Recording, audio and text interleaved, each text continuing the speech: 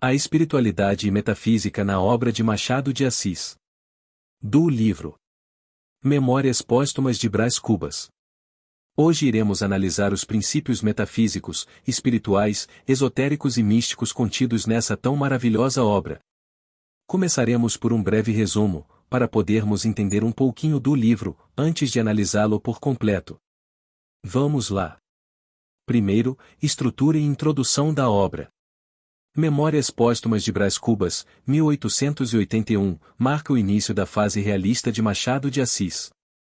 A obra é narrada em primeira pessoa por Brás Cubas, um defunto autor que decide contar sua vida após a morte. Ao contrário do tradicional, ele começa a narrativa pelo fim, sua morte, de forma retrospectiva, relata os principais episódios da vida, com tom sarcástico, cínico e crítico. Características centrais da obra. Narrador. Brás Cubas, em primeira pessoa, onisciente pós-morte. Gênero. Romance psicológico e filosófico. E estilo. Fragmentado, capítulos curtos, ironia refinada, linguagem elegante e crítica. Tema principal. Vaidade humana, futilidade da existência, hipocrisia social.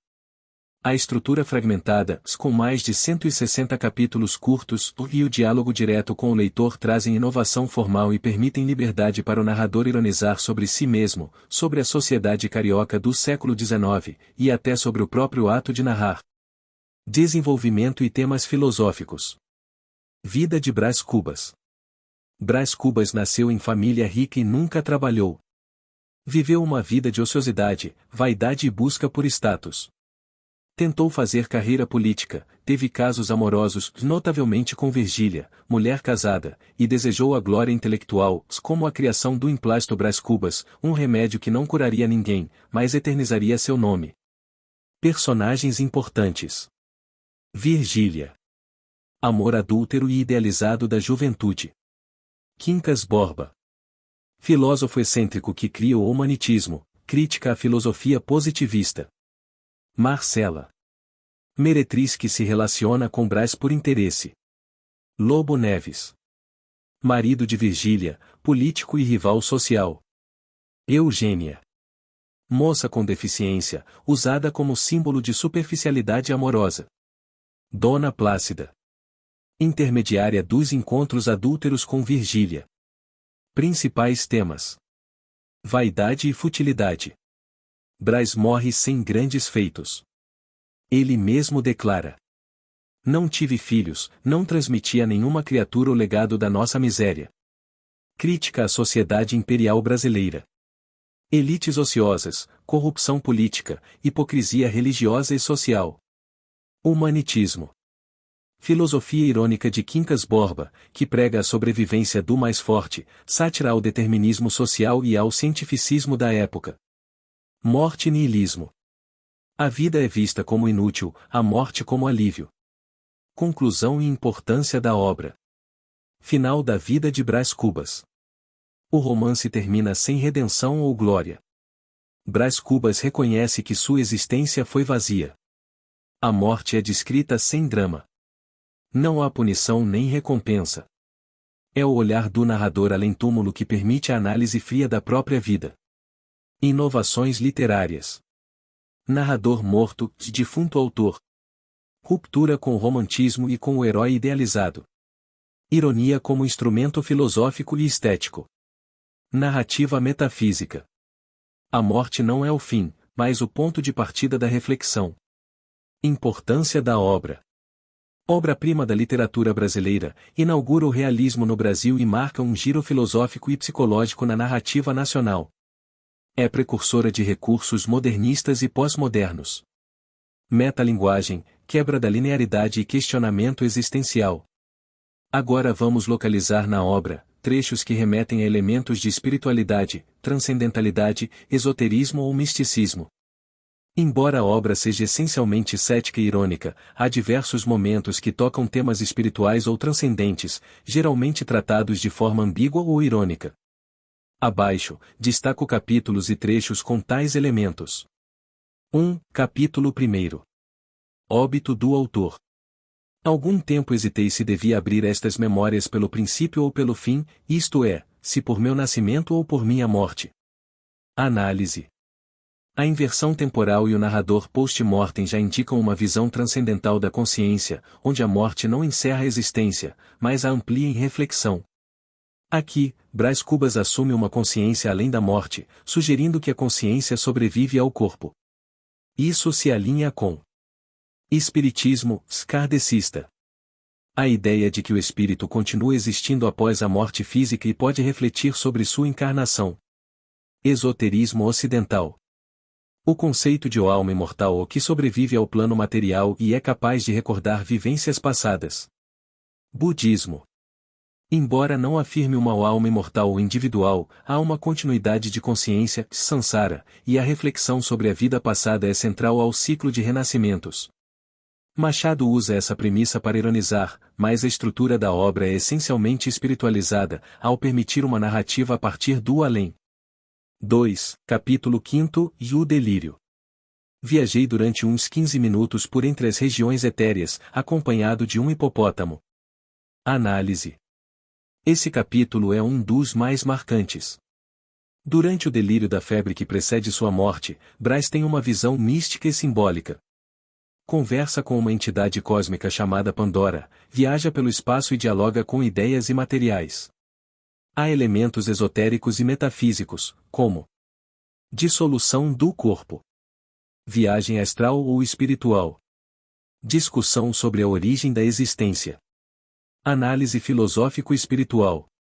Este é, sem dúvida, o capítulo mais místico da obra.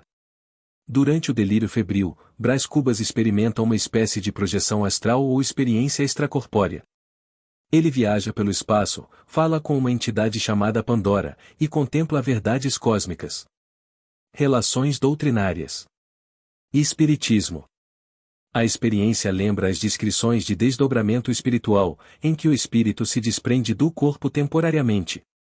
Esoterismo e teosofia. A presença de figuras simbólicas, de hipopótamo, Pandora, evoca arquétipos místicos e sugere uma jornada iniciática, típica das escolas esotéricas. Budismo e hinduísmo. O abandono do corpo e o contato com o absoluto o lembram os estados de sandhi, união mística, ou moksha, de libertação. Platão, mito da caverna. A viagem sugere que a vida terrena é uma ilusão limitada e que há luzes ou mais amplas além do mundo físico. A ironia de Machado não nega a experiência, apenas a reveste de humor e ambiguidade. Mas o conteúdo simbólico é profundo.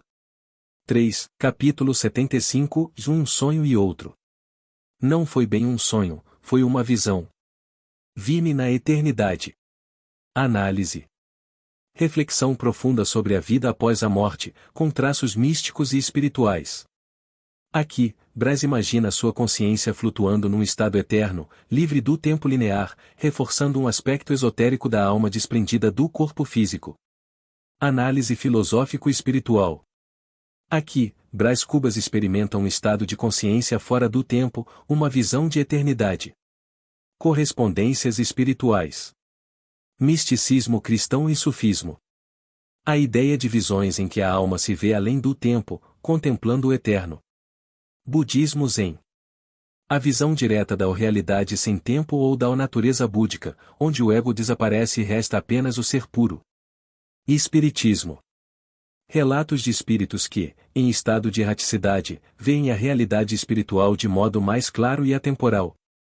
Machado evoca aqui um estado transcendental de percepção, mesmo que depois ironize a validade da visão. 4. Capítulo 93, O humanitismo. A vida é uma luta. Os fortes vencem, os fracos perecem. Análise.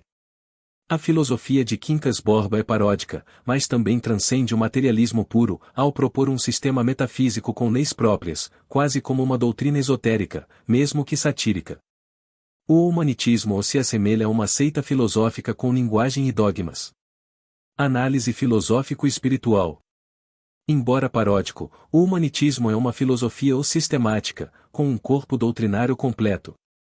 Isso o aproxima de seitas ou doutrinas místicas que reinterpretam a realidade através de novas leis. Paralelos. Esoterismo ocultista, século XIX. Muitas doutrinas propunham sistemas fechados de explicação do universo, alquimia espiritual, correntes como rosacrucianismo, etc. Darwinismo social, crítica. Machado ironiza essa lógica de força como critério de valor, presente em visões materialistas disfarçadas de metafísicas. Estoicismo, sem oposição. O humanitismo propõe dominação e força, o estoicismo, ao contrário, propõe controle de si e harmonia com a natureza. O humanitismo é uma falsa transcendência racional, que pretende substituir as religiões pela lógica ou científica ou da força. Machado usa isso como crítica ao cientificismo cego. 5. Capítulo 140 E haver navios. Que é o homem senão um cadáver adiado? Análise. Reflexão sobre a finitude da vida e o vazio da existência. A metáfora do homem como o cadáver adiado carrega uma visão nihilista, mas também um questionamento existencial e espiritual. Análise filosófico-espiritual. Essa frase é um resumo do nihilismo moderno, a negação de um sentido último para a vida. Conexões. Budismo e interpretação alternativa. A aceitação da impermanência e da morte como natural pode levar à libertação, a vida como preparação para o desapego. Estoicismo. A morte é inevitável e natural. O sábio vive em função do agora, não da eternidade. Espiritismo, sem contraponto. Aqui, Machado se afasta da ideia espiritual de continuidade e escolhe a ironia trágica da morte como fim. Cadáver adiado sugere que todos somos, desde já, destinados ao fim. A espiritualidade aqui está no choque com a finitude. 6. Capítulo 160 E o veredicto. Não tive filhos, não transmiti a nenhuma criatura o legado da nossa miséria. Análise. Encerramento com tom filosófico-espiritual, onde Brás Cubas faz um julgamento de si mesmo, como se estivesse diante de um tribunal metafísico. Não há redenção cristã ou punição espiritual, apenas o vazio. Isso remete à ideia budista ou existencialista de que o desapego da vida é, por si só, libertador. Análise filosófico-espiritual. Essa frase fecha a obra com uma negação do ciclo tradicional da vida, família, legado, posteridade. Há um eco de libertação negativa, como se não deixar descendência fosse um mérito. Referências. Budismo. O fim do ciclo de renascimentos, samsara, se dá quando o ser não mais deseja manter o ego, nem gerar novos karmas. Gnosticismo. A salvação pode vir pela negação do mundo material, visto como prisão ou erro. Espiritismo. Divergente, pois enfatiza o aprendizado pela reencarnação, pelas relações, e pelo progresso moral. Machado sugere que não participar do ciclo da vida humana é uma forma de se libertar da miséria existencial, ecoando linhas de pensamento místicas e pessimistas. Conclusão. Mesmo que Machado de Assis seja notoriamente cético e racional, ele flerta com o esotérico, espiritual e transcendental por meio da ironia, do delírio e da consciência póstuma. Esses elementos não estão ali para consolar, mas para provocar o leitor sobre a finitude e o sentido, ou a ausência dele e da vida. Encerramento. Esperamos que esse resumo e análise ajudem você a compreender melhor as camadas espirituais presentes em O Memórias Póstumas de Brás Cubas. Machado de Assis, com sua genialidade, oferece muito mais do que uma simples história, e ele nos dá um espelho da alma humana.